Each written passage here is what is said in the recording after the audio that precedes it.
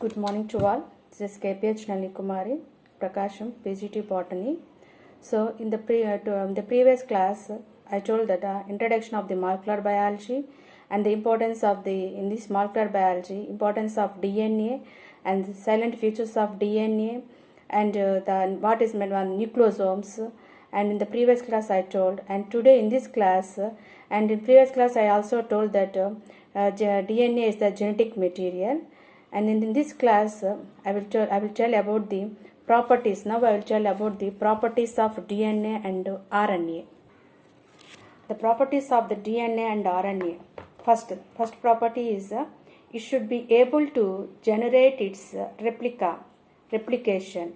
It means, once again I will repeat the point, it should be able to generate its replication.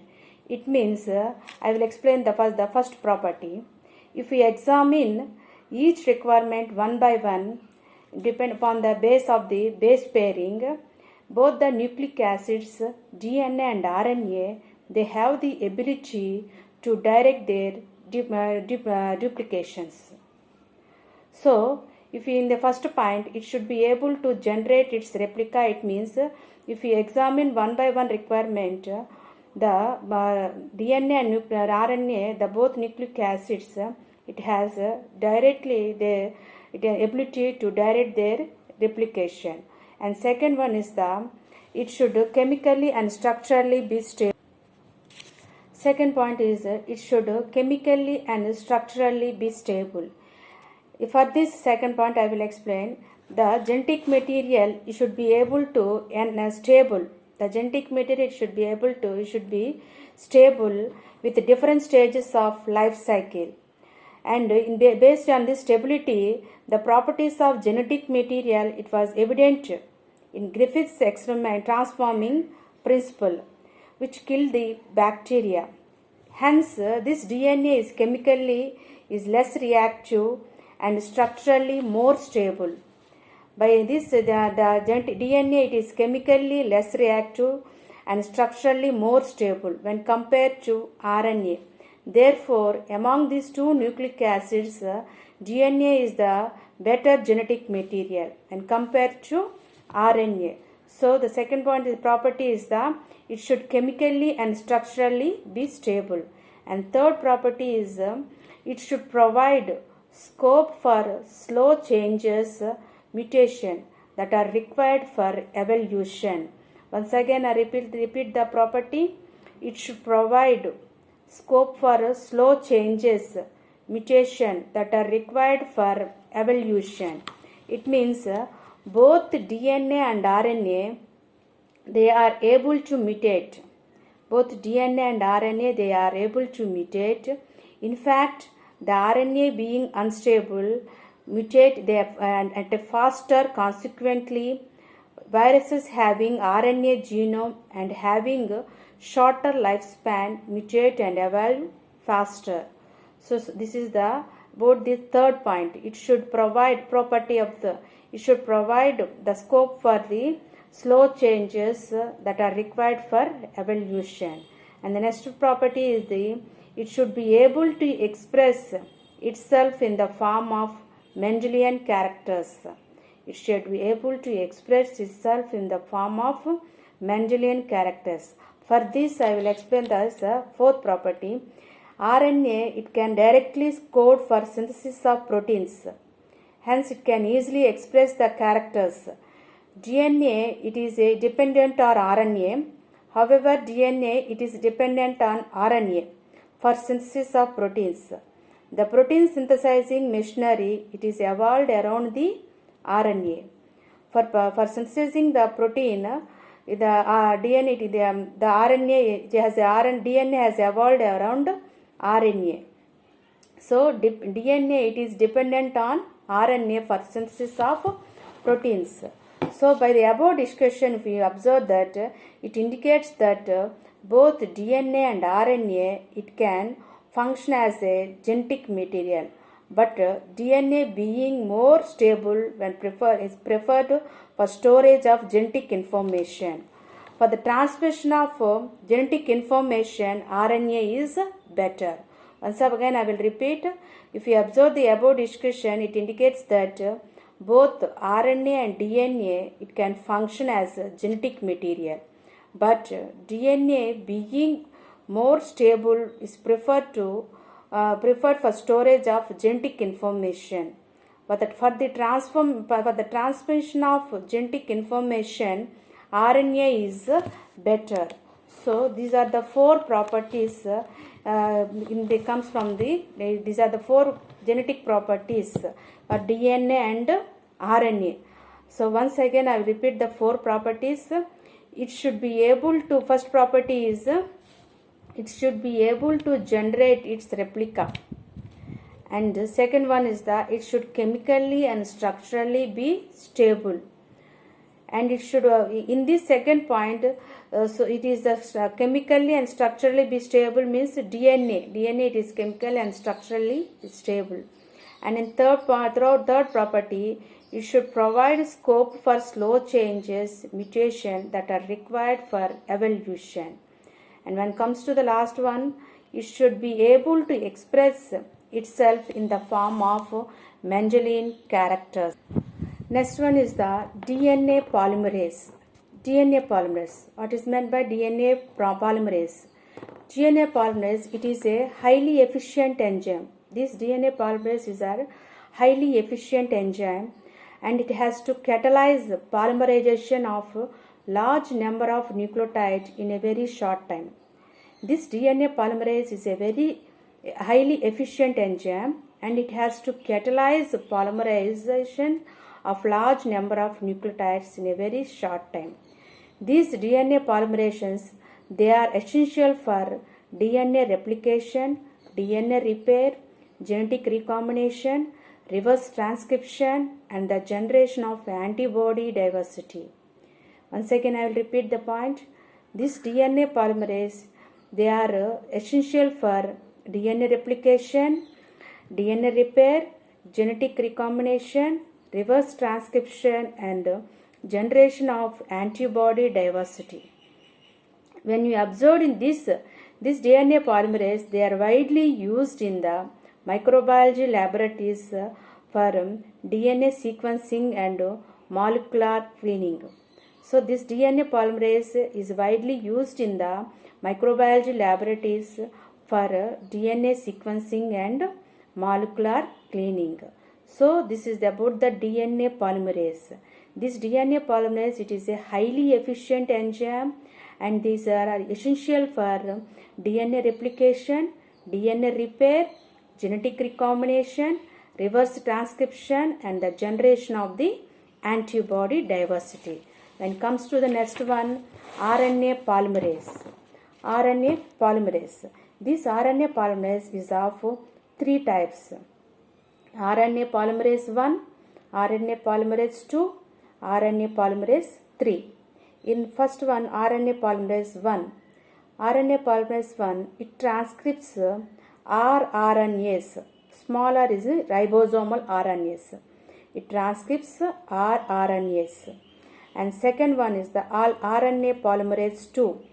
This RNA polymerase 2, it transcripts the precursor of mRNA, the heterogeneous nuclear rRNA. H in the bracket, I denote that HNRRNA. It means heterogeneous nuclear RNA. And third one is the RNA polymerase 3. RNA polymerase 3, it is responsible for transcription of tRNA, 5S rRNA, and snRRNAs.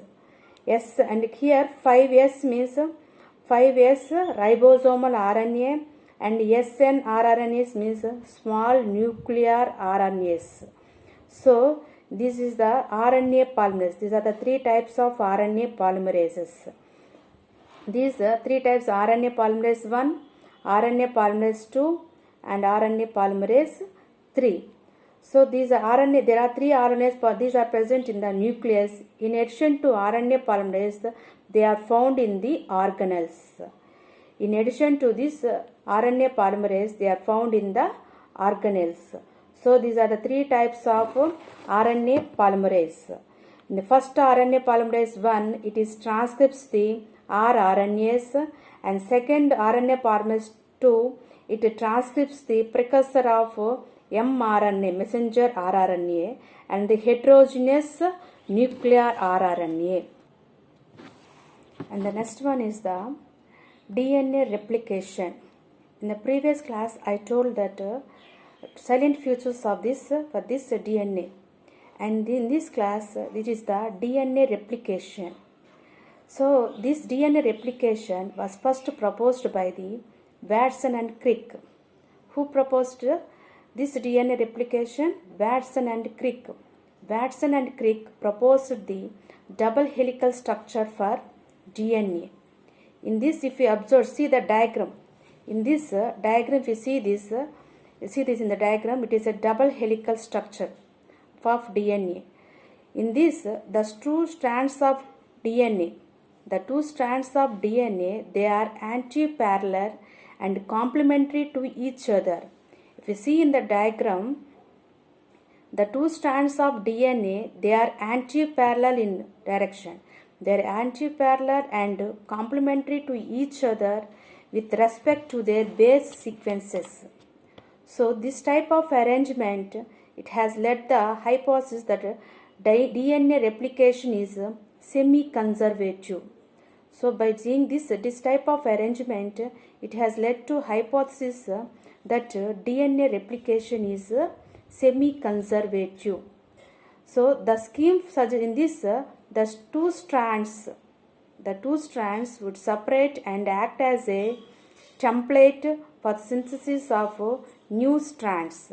In this, if you see in this middle, the two strands would separate and act as a template for the synthesis of new complementary strands. So after separation, these two strands, the one strand is synthesized and joined together later on RNase H and DNA polymerase recognize. So after separation of these two strands, the one strand is synthesized and joined together to RNase H and DNA polymerase. This RNA polymerase, in the previous class I told about the previous slide, I told about the DNA polymerase and RNA polymerase. DNA polymerase, it is a highly efficient enzyme. These are the DNA polymerase, these are highly efficient enzyme. And this RNA polymerase that are bound to DNA template and removes the primers by RNA hydrolysis. So the gaps formed in this DNA due to hydrolysis of RNA, they are filled by the DNA polymerase. If you see in this diagram, the gaps formed due to hydrolysis of RNA, they are filled by RNA polymerase. They are filled by DNA polymerase. Thus, the DNA pieces are joined together by the enzyme ligase. By this, they complete the replication process. So, after separation of these two strands, they would separate the two strands and act as these two strands, they act as a template for the synthesis of new complementary strands. And the one strand of this, they join together for the RNase H and DNA polymerase. This RNA polymerase, they are bound to DNA template and removes the primers by RNA. The gaps formed due to hydrolysis of RNA, they are filled by the DNA polymerase. Thus, the DNA, the pieces, they are joined together by the enzyme ligase. These DNA pieces, they are joined together by the enzyme ligase. By this, they complete the replication process. After the completion of replication, each DNA mole would have one parental and one newly synthesized strand. After completion of the replication, each DNA mole, they have one parental and one newly synthesized strand. So by this, the Watson and Crick, they termed that DNA replication as a semi-conservative. By this, the conclusion they came that the Watson and Crick they came that DNA replication is a semi-conservative. So this is about the DNA replication.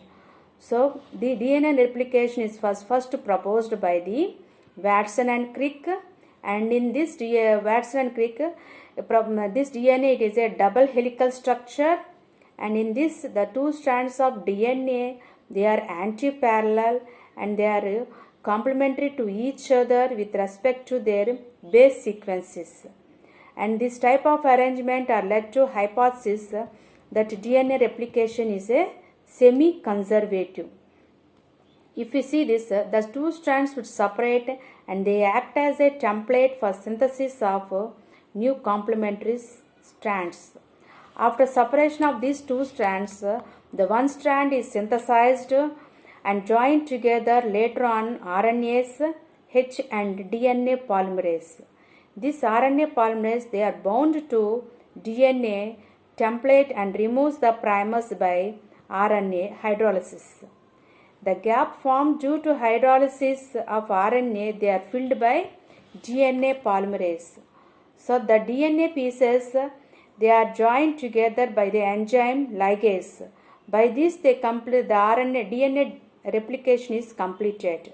After completion of this replication, the DNA mole would have one parental and one newly synthesized strand. So by this they came the conclusion they termed that DNA replication is a semi-conservative. The DNA is a replication is a semi-conservative. In the previous slide, I told that DNA replication is a semi-conservative. That experiment was proved by the Watson and Crick.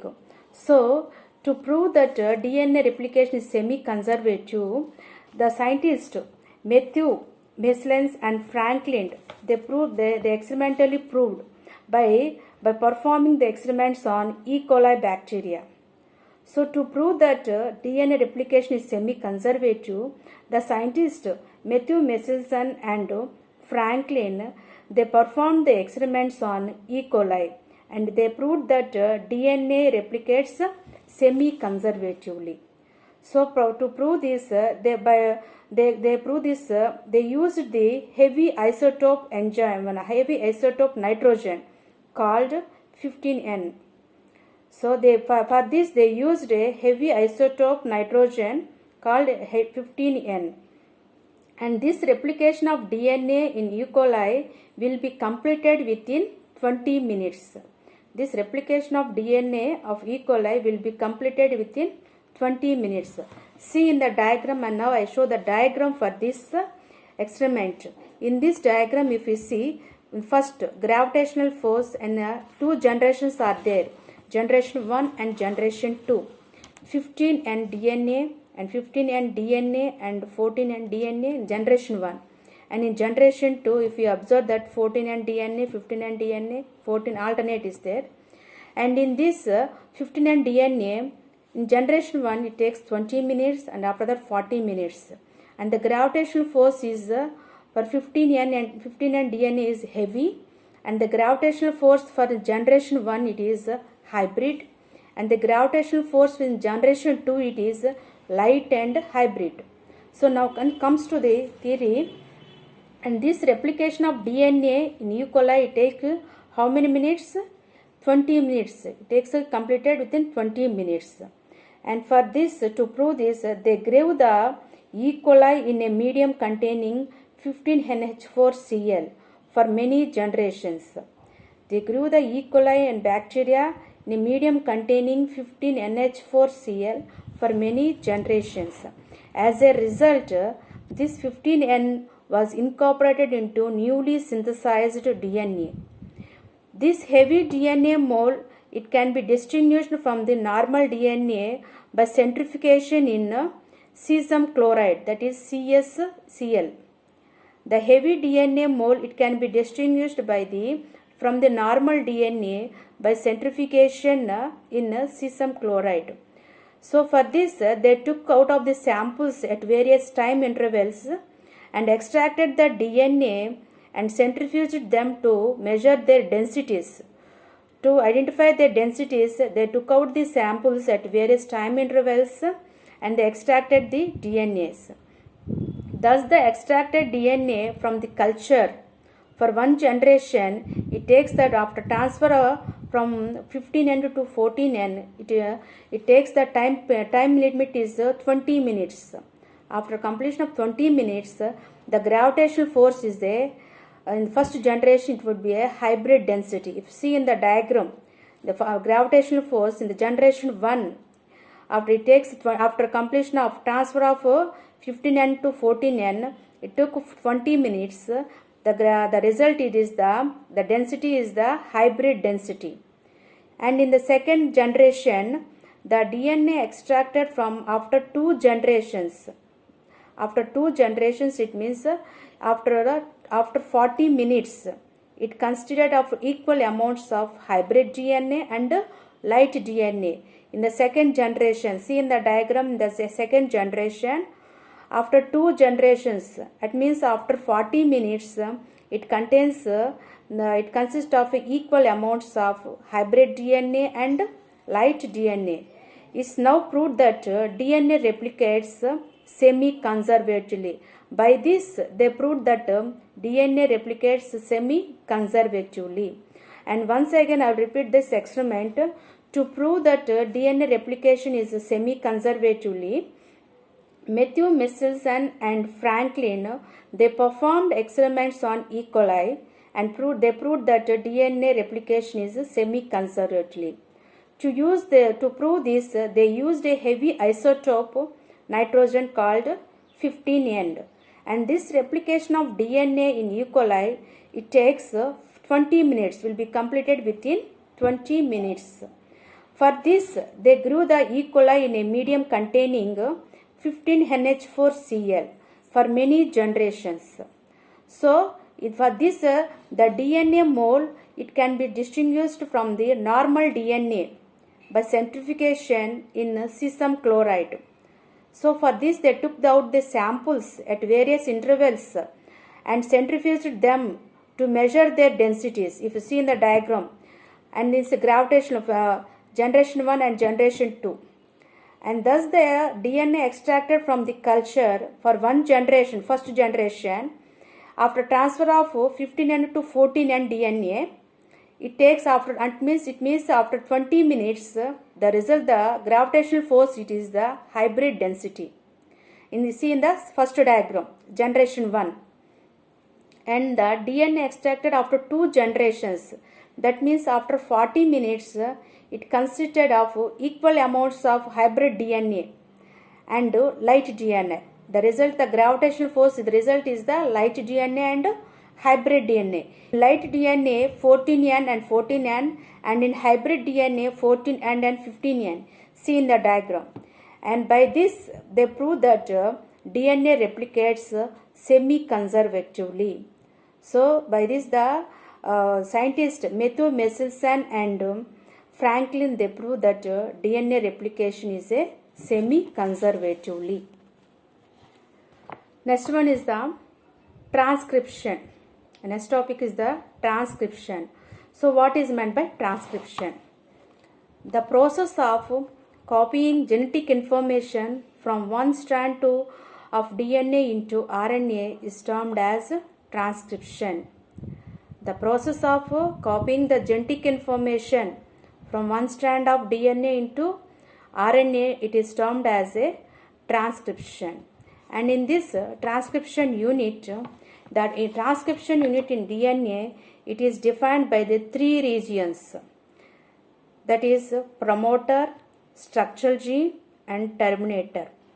This transcription unit of DNA, they are defined as a 3 regions: promoter, structural gene and terminator.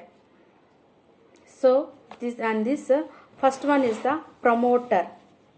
The promoter and terminator, see in the diagram the schematic structure for the transcription unit. It is the diagram for the structure of the transcription unit. In this diagram, if you see this promoter, first you see in the red mark is the promoter, and last one is the blue color is the terminator, and this promoter, the upside transcription start site, and promoter in the middle structural gene, template strand and terminator, and down you see that coding strand is there, and if you see that 3 and 5, and in this 5 hash and 3 hash. So this is the structure schematic structure of the transcription unit, and in this the transcription unit is defined as a 3 regions: promoter, structural gene and terminator. The promoter and the terminator and flank the structural gene in a transcription unit. This promoter and terminator, they flank the structural gene in the transcription unit. The promoter is said to be located towards the 5' end.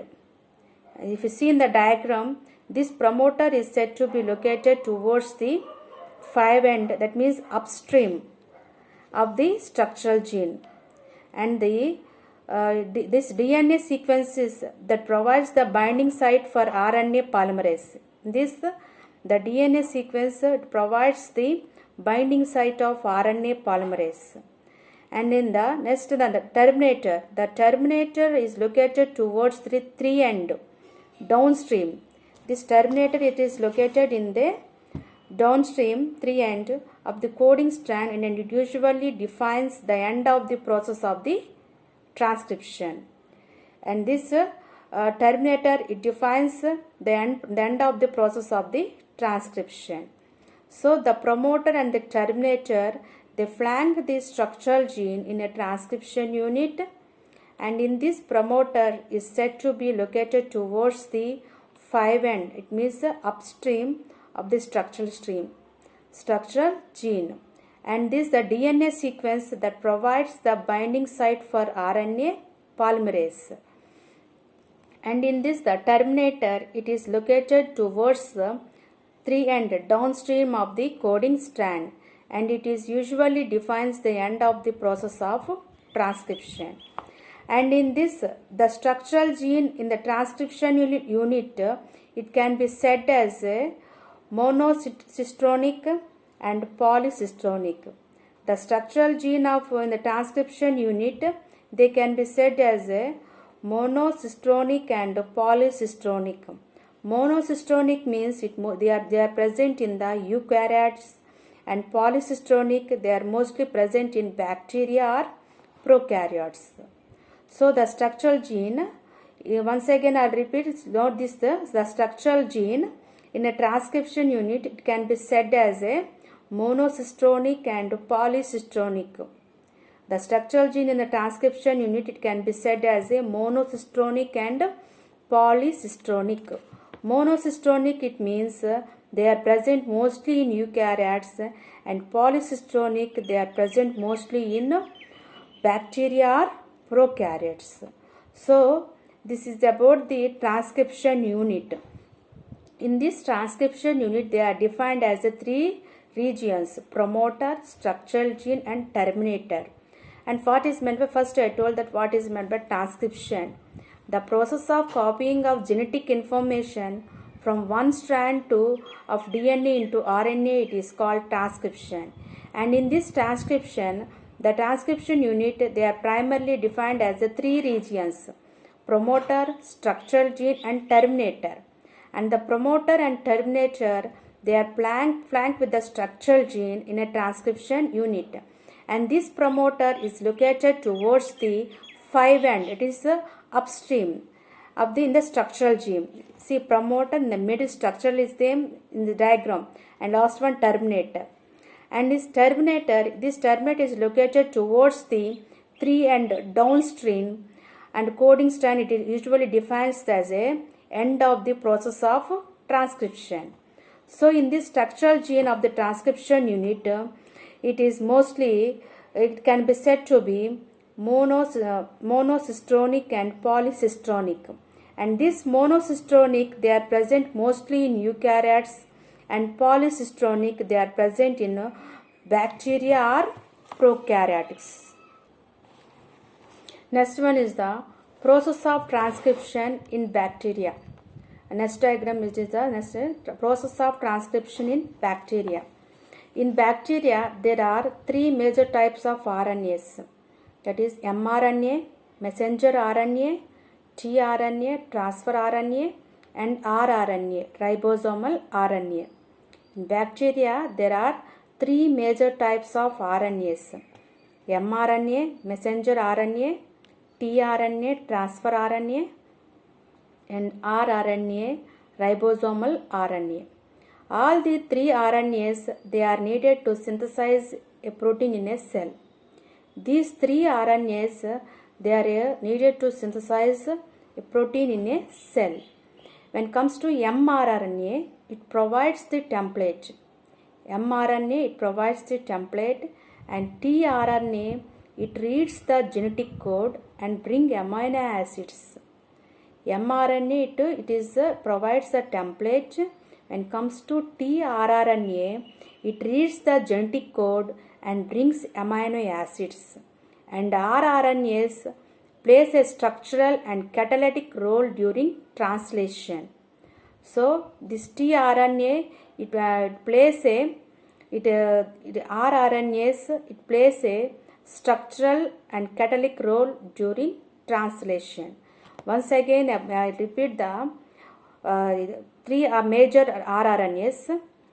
mRNA, it provides the template, and when it comes to tRNA, it reads the genetic code and brings amino acids. And rRNAs, it plays a structural and catalytic role during translation.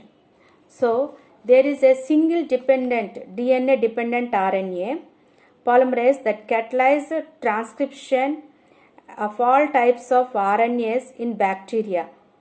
In bacteria, the single dependent DNA dependent RNA polymerase that catalyzes transcriptions of all types of RNA in bacteria.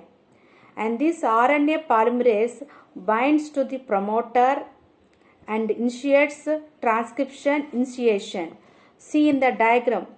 First, in the process of transcription diagram, if we see in the diagram, promoter, and next RNA polymerase, sigma factor, DNA helix, initiation, elongation, and termination. Three types is there: initiation, elongation, and termination. In initiation, it means the RNA polymerase, if you see in the diagram, RNA polymerase, it binds to the promoter. Promoter is in the upside. RNA polymerase, it binds to promoter and initiation transcription. That is the initiation. It is the initiation stage.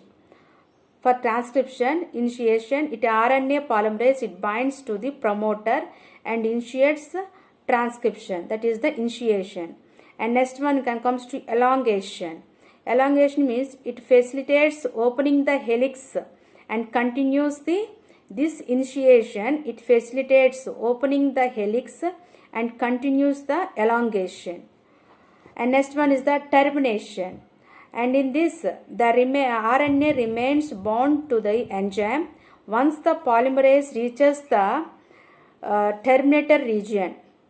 Once the polymerase reaches the terminate region, the nascent RNA falls off, so that the RNA polymerase, this results in the termination of transcription.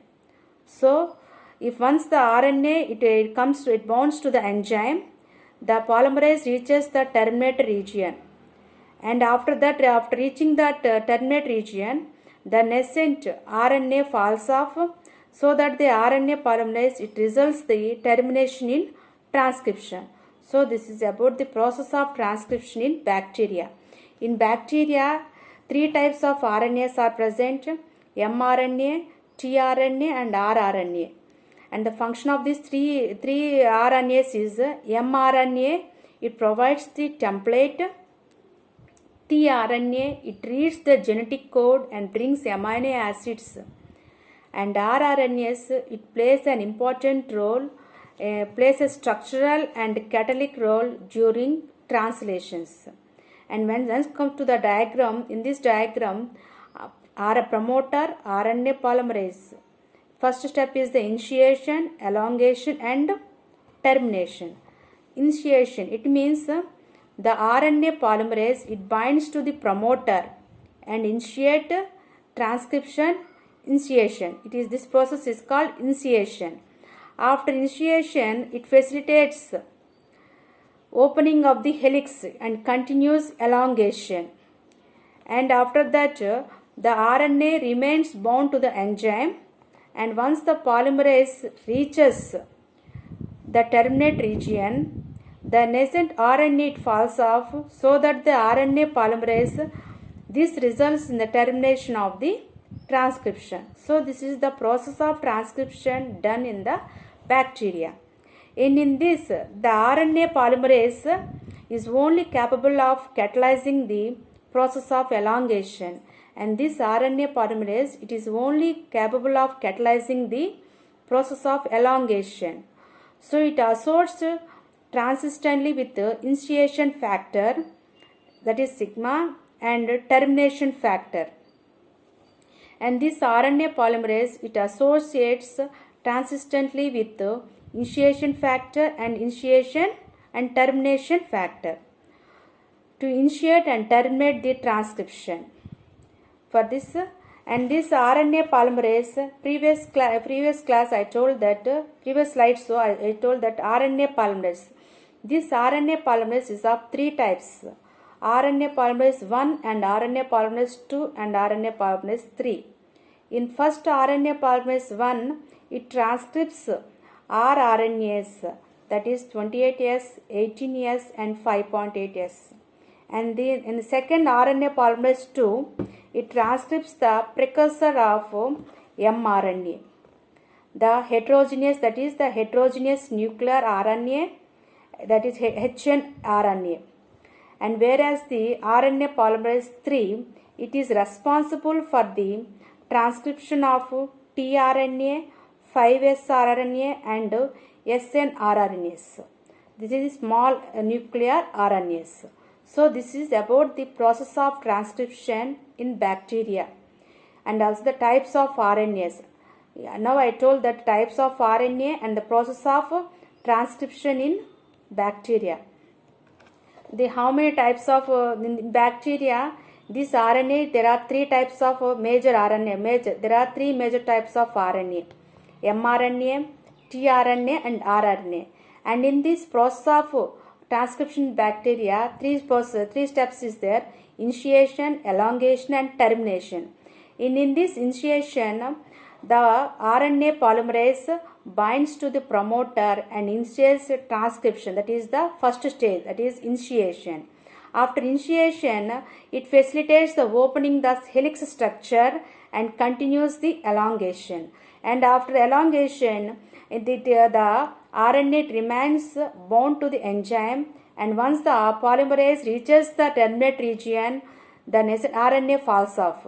So by this, it results the termination in transcription. And types of RNA. How many types of RNA is it? Three types of RNA polymerase are there: RNA polymerase 1, RNA polymerase 2 and RNA polymerase 3. So this is about the process of transcription and process of transcription in bacteria. Next one is the lac operon. What is meant by lac operon? It is a lac operon.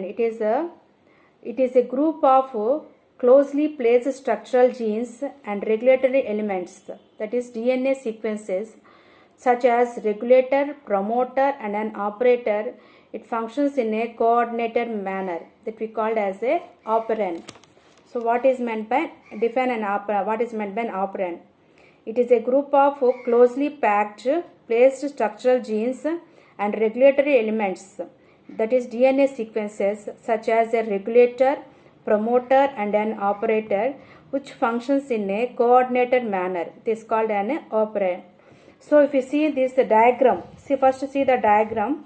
In this, first is the in absence of inducer.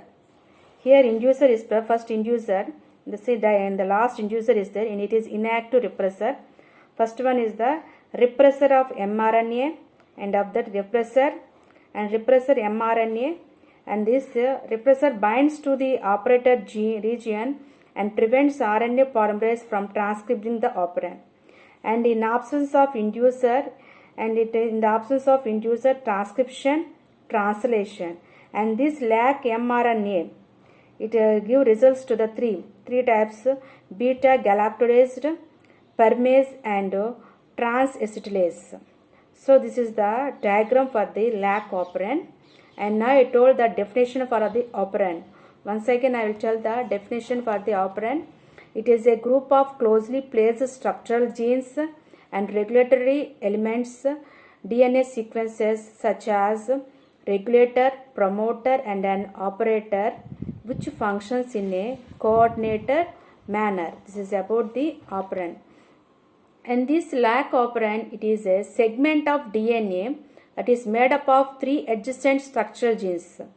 This lac operon, it is a segment of DNA and it is made up of 3 adjacent structural genes, namely operator gene, promoter gene, and a regulator gene. And this lac operon, it is a segment of DNA and it is made up of 3 structural genes, namely operator gene, promoter gene, and a regulator gene. And it works in the coordinated manner to met this lac operon. It works on a coordinated manner to metabolize lactose to glucose and galactose. And this lac operon, lactose act as an inducer. So if you see in the diagram, inducer, it is present in the down. In this lac operon, lactose act as an inducer.